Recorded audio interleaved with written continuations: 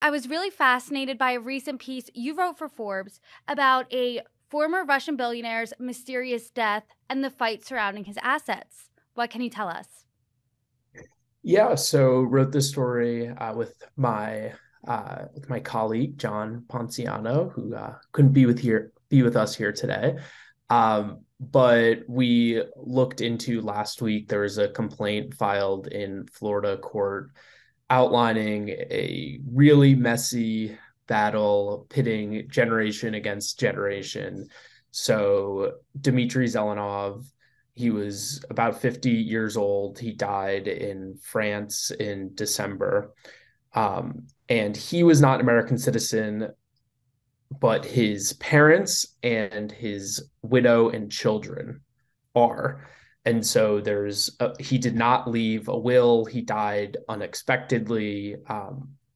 The attorneys representing his widow and his children told us it was under um, what they believed were mysterious circumstances. And I'm sure we'll get into, but there's been a host of powerful Russian people that have died under circumstances that I'm no not to put on my CSI cap, but that under people that are young and dying in ways that you may not expect. And so he has tens of millions of known assets that were outlined in the complaint that different groups um, lay claims to. So he had no will. And then there's also typically, if there's a trust and different agreements, those can be used as pretty good proxies, but none of that existed. So two his two children, one of whom is a minor, one of whom is an adult named in the complaint, and his widow are suing his grandparents and a network of financial advisors and LLCs, complicated corporate structures, trying to get back certain assets that they believe they are entitled to. Before we get into this really ugly battle for his assets, how did Zelenov make his fortune? So real estate. So we named him a billionaire in 2008, I believe, at 36. So he was one of Europe's youngest billionaires at the time, and he fell off the billionaire ranks along with while real estate prices collapsed across the globe.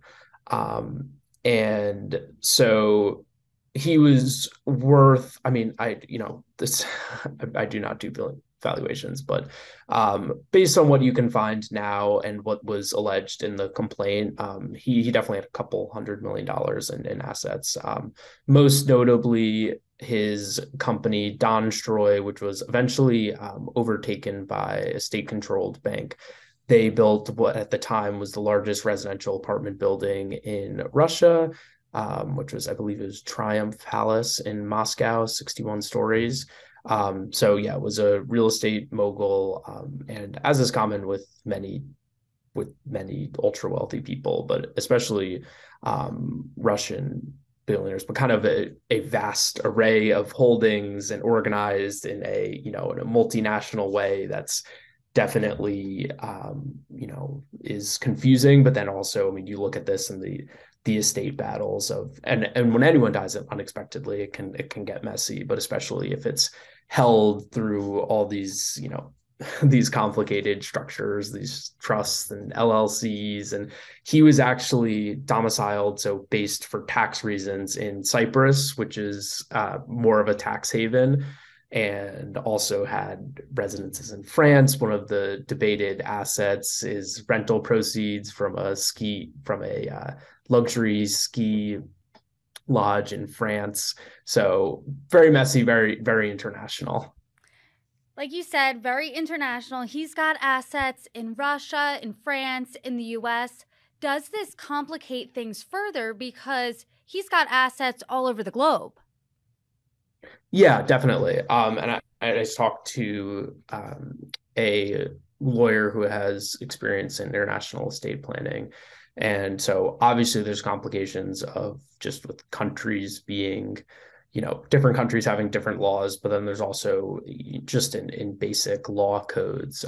So um, the US has common law, as do most former British colonies in the UK itself. And then France and Russia both have civil law. So that's just that's more of a technicality. So it's kind of, it's with the US, judicial opinions are based on prior opinions and precedents. And in Russia and France, it does not, it goes off of just the prevailing what is codified in the law. So in this specific complaint, it is mostly U.S. based assets, but there's other things that there's other things that are claimed. There's 6 or 7 cars that are in Moscow, and in the complaint they say that they were just surprisingly locked out of a family apartment in Moscow, and the real true asset in question at this point is a $5 million house in Alpine, New Jersey, that the parents are currently living in, but his widow and children allege they are entitled to.